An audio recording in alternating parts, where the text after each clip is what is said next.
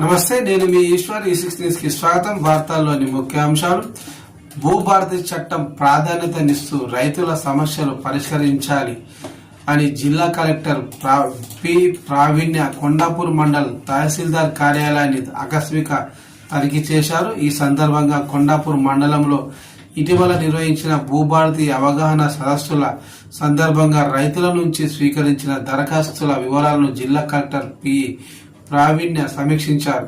భూభారతి అవగాహన సదస్సుల సందర్భంగా రైతుల నుంచి స్వీకరించిన దరఖాస్తులను రెవెన్యూ సిబ్బంది క్షేత్రస్థాయిలో పర్యటించి పరిష్కరించిన భూ సమస్యలు వివరాలు జిల్లా కలెక్టర్ అడిగి తెలుసుకున్నారు.